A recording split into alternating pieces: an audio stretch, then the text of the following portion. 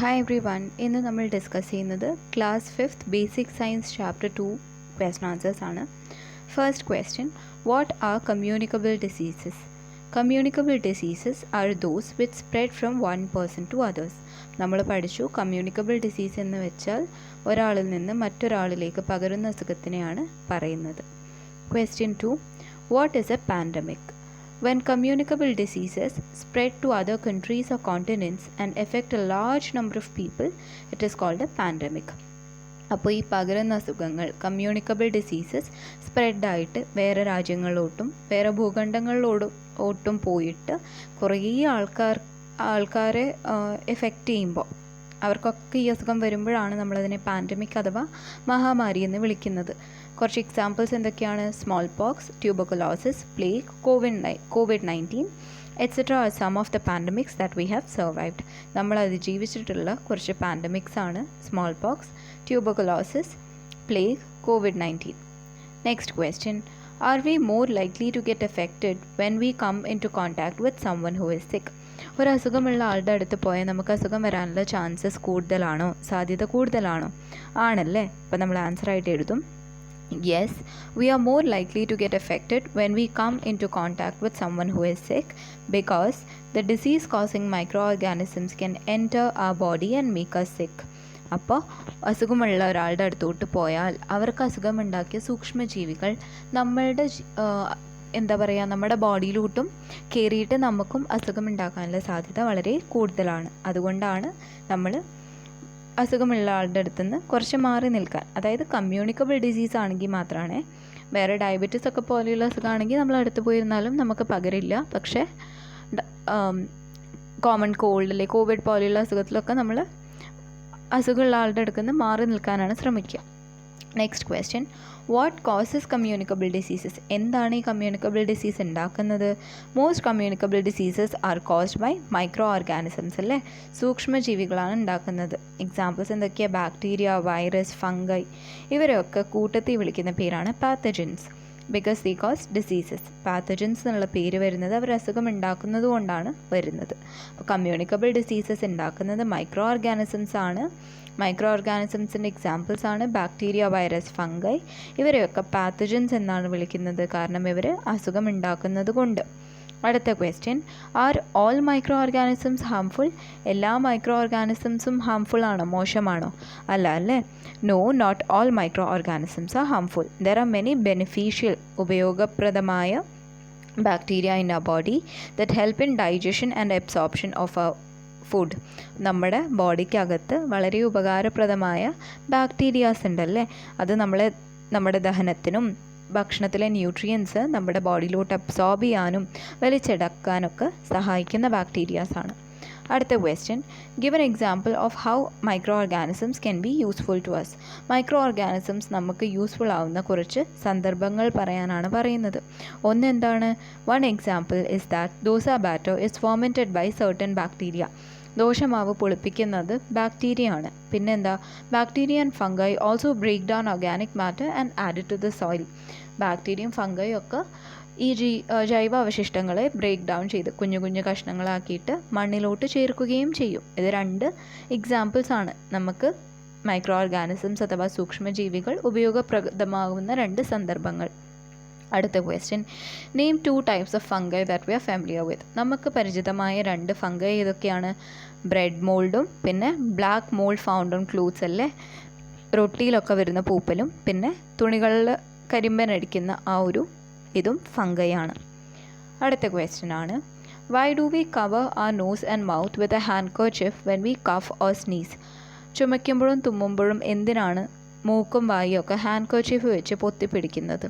We cover our nose and mouth with a handkerchief when we cough or sneeze to prevent the spread of disease-causing microorganisms.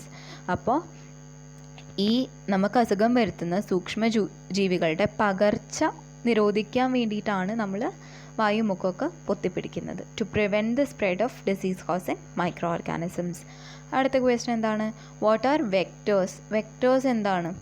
Vectors are organisms that bring disease carrying microorganisms into our body.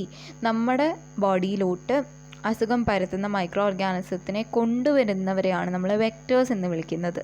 Such as house flies, rat fleas, mosquitoes and bats.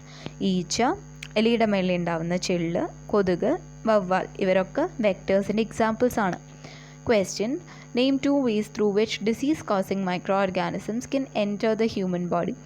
അപ്പോൾ നമ്മുടെ ബോഡിയിലോട്ട് micro organism, അതായത് disease causing micro organisms പ്രവേശിക്കുന്നതിൻ്റെ 2 വഴികൾ ഏതൊക്കെയാണ്? പല വഴികൾ നമുക്കറിയാം, കുറച്ച് വഴികളാണ്. Disease causing microorganisms can enter the human body through soil, air, water and food, or through vectors like mosquitoes and houseflies. മണ്ണിലൂടെ വരാം, വായുവിലൂടെ വരാം, വെള്ളത്തിലൂടെ വരാം, ഭക്ഷണത്തിലൂടെ വരാം, വെക്ടേഴ്സിലൂടെ വരാം. വെക്ടേഴ്സിന് 2 എക്സാമ്പിൾസ് മസ്കീറ്റോസും ഹൗസ് ഫ്ലൈസും. വേറെ ഏതൊക്കെയാണ്? റാറ്റ് ഫ്ലീ, പിന്നെ ബാറ്റ്. ഇനി write down the conditions in which vectors multiply. ഇപ്പോൾ ഓൾറെഡി മസ്കീറ്റോയുടെ കൊടുത്തിട്ടുണ്ട്. മസ്കീറ്റോ ഡിസ്കാർഡഡ് പ്ലാസ്റ്റിക് ബാഗിലും ബോട്ടിൽസിലും കോക്കനട്ട് ഷെല്ലിലും, അതായത് ചിരട്ടയിലൊക്കെയാണ്, വെള്ളം കെട്ടിക്കിടക്കുന്നിടത്താണ് കൊതുക് പെരുക്കുന്നത്. ഹൗസ് ഫ്ലൈയോ? House fly breed in garbage, rotting organic matter and animal waste, അതായത് കച്ചറയിലും ചീഞ്ഞു പോകുന്ന ജൈവാവശിഷ്ടങ്ങളിലും പിന്നെ ആനിമൽ വേസ്റ്റ് അല്ലേ, അതായത് ചാണകം, പട്ടിയുടെ വേസ്റ്റ്, ഇതിലൊക്കെ ഈച്ചകൾ ഇരിക്കുന്ന കാണാം. റാറ്റ് ആണെങ്കിലോ? Rat multiply in dirty unhygienic environments, especially where there is leftover food, clutter and hiding places.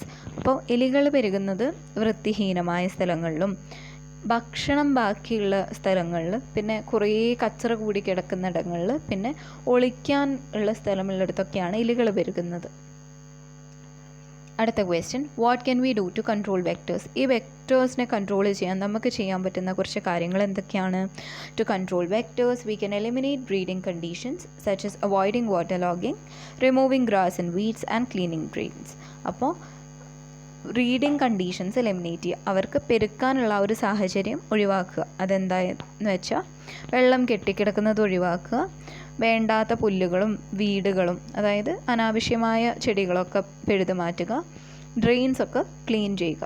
Additionally maintaining hygiene in our surroundings help prevent and spread of diseases carried by vectors. പിന്നെ ചുറ്റുപാടുമുള്ള hygiene, വൃത്തി സൂക്ഷിക്കുന്നത് ഈ അസുഖങ്ങളൊക്കെ vectors പകർത്തുന്നതിൽ നിന്ന് നമ്മളെ സംരക്ഷിക്കും. അടുത്ത question: is it enough to eliminate mosquito breeding conditions only in our home? അപ്പോൾ വെറുതെ നമ്മുടെ വീട്ടിൽ മാത്രം കൊതുക് പെരുകുന്നത് ഒഴിവാക്കിയാൽ മതിയോ? പോരാ അല്ലേ? No, it is important to eliminate mosquito breeding conditions both in our homes and in our surroundings. നമ്മുടെ ചുറ്റുപാടിലും ഇത് ഒഴിവാക്കണം. To effectively control mosquito populations. അപ്പം മസ്കീറ്റോ പെരുകുന്നത് നല്ല രീതിയിൽ കൺട്രോൾ ചെയ്യാനും പിന്നെ അസുഖങ്ങൾ പകരുന്നത് നിയന്ത്രിക്കാനും വേണ്ടിയിട്ട് ഇത് അത്യാവശ്യമാണ്. What are some precautions to avoid mosquito bites? അപ്പം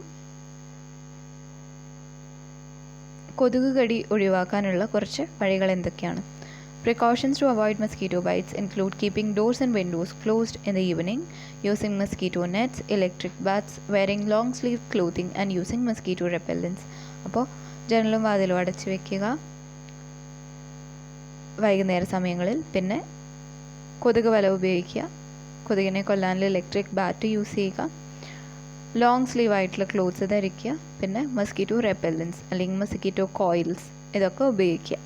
അടുത്ത question: Will the hygiene of our surroundings be enough to prevent the spread of disease?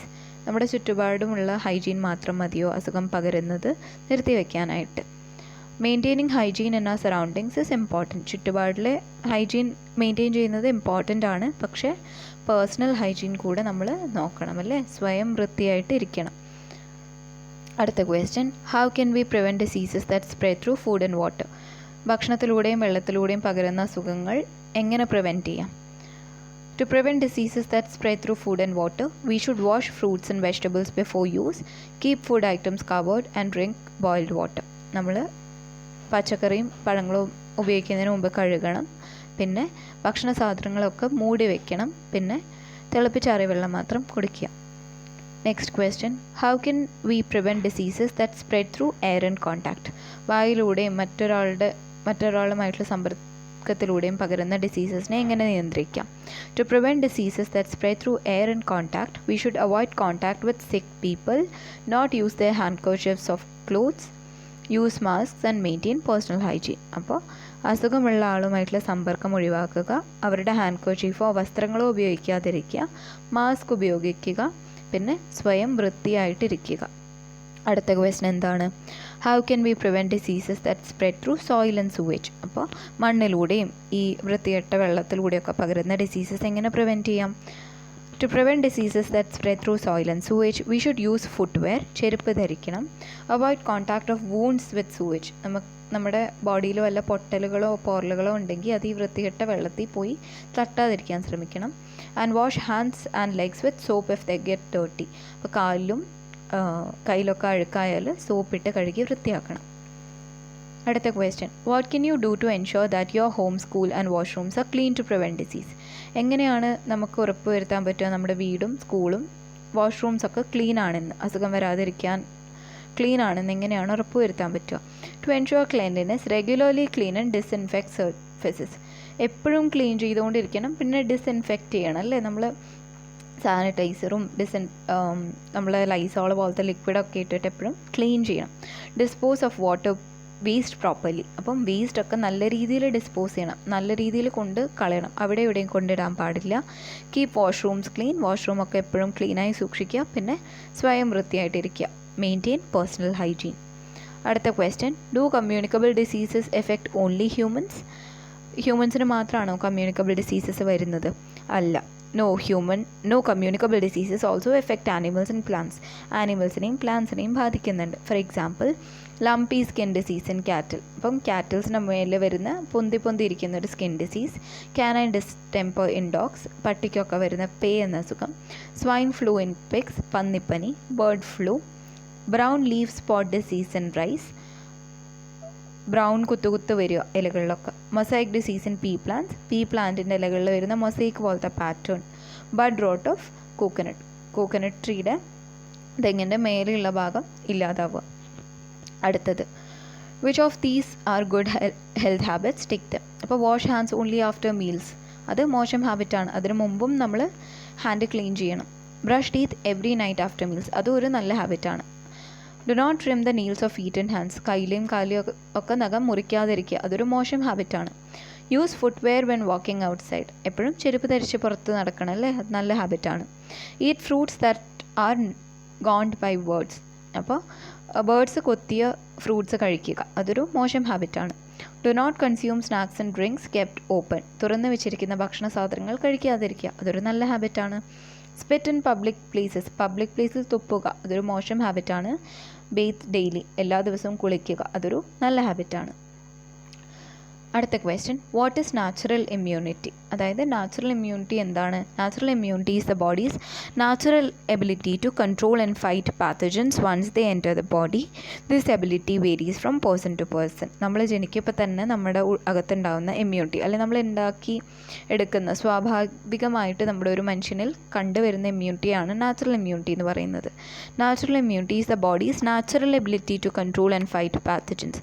നമുക്ക് ഓൾറെഡി ഉള്ള ഒരു പാത്തജൻസിനെ, ഡിസീസ് കോസിങ് മൈക്രോ ഓർഗാനിസം ആയിട്ട് പൊരുതാനുള്ള ഒരു ശക്തിയാണ് നാച്ചുറൽ ഇമ്മ്യൂണിറ്റി. ഈ ഒരു കാര്യം ഒരാളിൽ നിന്ന് മറ്റൊരാളിലേക്ക് എത്തുമ്പോഴത്തേക്ക് മാറും, അതെല്ലാവർക്കും ഒരുപോലെ ആവണം എന്നില്ല.